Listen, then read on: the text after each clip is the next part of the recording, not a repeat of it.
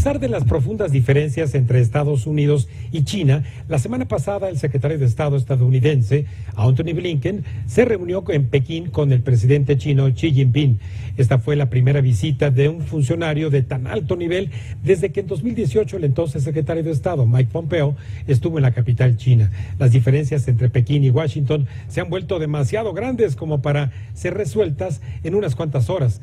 Y por lo compleja de esta relación se requiere una interpretación en cuentas claras que solo puede darnos Brenda Estefan, analista internacional. Buenas noches, Brenda. Muy buenas noches, estimado Raimundo. Un gusto estar en tu programa. Te agradezco muchísimo, amiga mía, porque primero, ¿cómo pudieras ponernos en contexto respecto a algunos puntos de tensión que se han generado entre China y Estados Unidos? Pues mira, la agenda de complicaciones o tensiones entre China y Estados Unidos es muy extensa. Pensemos en la actividad militar de China en torno a Taiwán o en el mar del sur de China, pensemos en la rivalidad tecnológica, en las tremendas sanciones que ha puesto Estados Unidos a los gigantes chinos de la industria digital, también desde luego el tema de los derechos de la minoría uigur, la minoría musulmana en China. En fin, la agenda es vasta en términos de tensiones y sin embargo hay interés al parecer de ambas capitales de recuperar el diálogo. No habían hablado estas dos grandes potencias del siglo XXI prácticamente a un alto nivel desde finales del año pasado, noviembre del año pasado, cuando al margen de la cumbre del G20 en Bali se reunieron el presidente chino y el presidente estadounidense.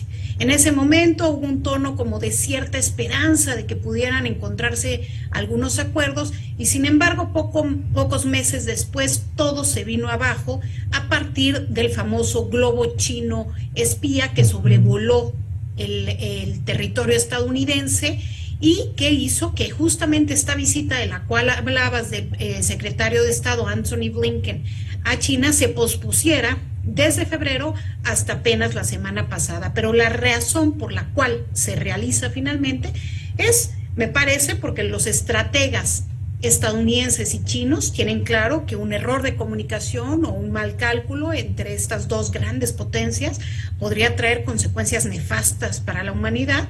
Y por otro lado, porque desde luego hay un amplio interés económico desde ambas partes. La diferencia de la Guerra Fría con lo que estamos viendo hoy en la rivalidad entre China y Estados Unidos es que en su momento la Unión Soviética y Estados Unidos tenían escasa relación comercial. Hoy la relación comercial entre China y Estados Unidos es muy vigorosa y está en el interés de ambos que no se pierda. Por eso hay un poco de un cambio de enfoque que ha llevado de una visión durante la era Trump de desacoplamiento, decoupling, de dejar por completo a un lado a China en términos comerciales, se ha pasado a una visión ahora mucho más realista que tiene que ver con de-risking, una disminución de riesgos, entender que la interdependencia económica hace imposible abandonar la relación, pero que si bien se continuará con esa relación económica, se quiere tener una agenda en donde se puedan tratar las diferencias, que son muchas, y se busca disminuir los riesgos exportando menos elementos sensibles a China e importando menos tecnología a Estados Unidos desde China. Ahora bien, justamente en esa relación y en esas tensiones económicas, ¿qué lectura podemos dar, por ejemplo, a las visitas que Elon Musk, Tim Cook y Bill Gates hicieron también al primer chino de ese país? Pues yo creo que estas visitas de los directores generales de grandes empresas justamente nos hacen ver que no se puede totalmente disasociar lo geopolítico de lo económico. La relación económica es tan vigorosa entre China y Estados Unidos, pues que los intereses siguen ahí vigentes a pesar pues de la poca comunicación y a pesar de las tensiones. Yo creo que estas visitas nos hablan justamente de esta relación económica y me parece que hacia allá va la visión de Washington. No a terminar la relación con China, sino a disminuir los riesgos que existen a partir de ella desde la visión estadounidense de seguridad nacional. Finalmente, entonces, respecto a este tema, si la relación no es tersa, ¿eso también favorece de alguna manera los intereses geopolíticos de ambas potencias? Pues yo creo que de alguna manera lo que buscan estas dos grandes potencias es ponerse de acuerdo en cómo estar en desacuerdo. Está claro que a nadie conviene que haya pues un desacuerdo mayor entre estos dos grandes países. En términos económicos sería tremendo y en términos militares ni hablar.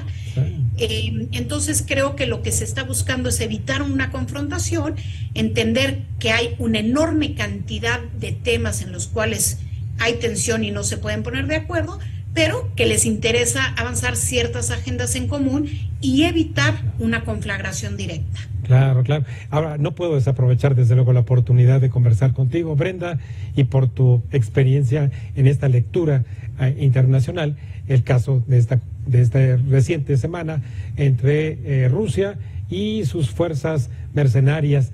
Desde acá, nosotros, la interpretación que podemos darle tiene que ver con una falta ya de control del poder por parte de Putin, derivado de la invasión a Ucrania.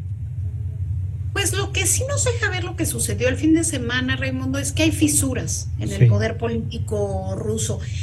Si bien Vladimir Putin ha logrado pues retomar el control de la situación, lo que sucedió el fin de semana pone de manifiesto que hay dentro de los factores de poder real en Rusia quienes no están 100% de acuerdo con él, y en este caso pues curioso que justamente la criatura de Putin fue pues la que mordió su mano, es decir, de alguna forma el Frankenstein que había creado Vladimir Putin se volteó en contra de su creador, este hombre que pues había estado en la cárcel, se había vuelto restaurantero, y realmente el que lo lleva a Moscú y le da poder es Vladimir Putin, lo convierte en proveedor del gobierno federal ruso con contratos millonarios en dólares, y después de eso arranca pues una empresa de fábrica de bots que ha servido a las campañas de desinformación de Moscú,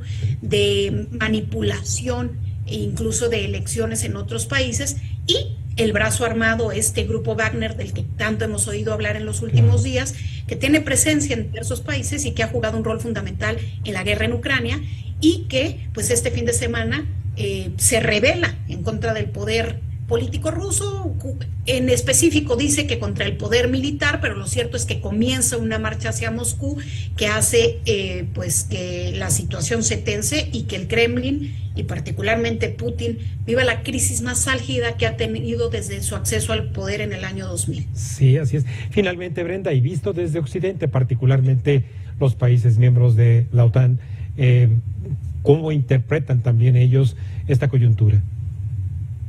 Pues mira, me parece que hasta cierto punto ven con buenos ojos un debilitamiento de Putin, pero les preocupa que pudiese un país como Rusia, que es una potencia nuclear y que es el mayor país del mundo, un país con un inmenso territorio, 11 usos horarios, muy difícil de controlar, que pudiera caer en una anarquía o en un caos en donde no hubiera control y finalmente no se supiera quién está a cargo de la toma de decisión sobre las ojivas nucleares. Me parece que hubo una combinación en las cancillerías de Occidente entre ver con buenos ojos el debilitamiento y las fisuras dentro del poder político, pero una preocupación de que esto pudiera cambiar de forma abrupta y generar caos. El caos en Rusia traería consecuencias pues muy perjudiciales para Ucrania y para Occidente. Y desde luego, bueno, pues que nadie quisiéramos ver ni siquiera a tantos miles de kilómetros de distancia. Te agradezco muchísimo, como siempre, amiga mía, la generosidad de tu tiempo y desde luego la excelencia de tu conocimiento.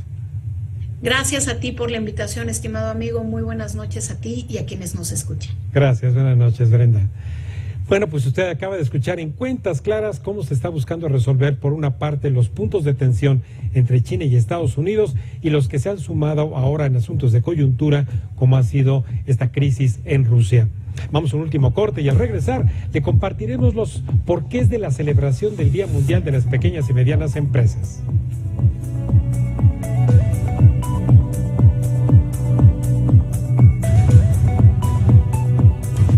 Estás viendo Cuentas Claras con Raimundo Tenorio.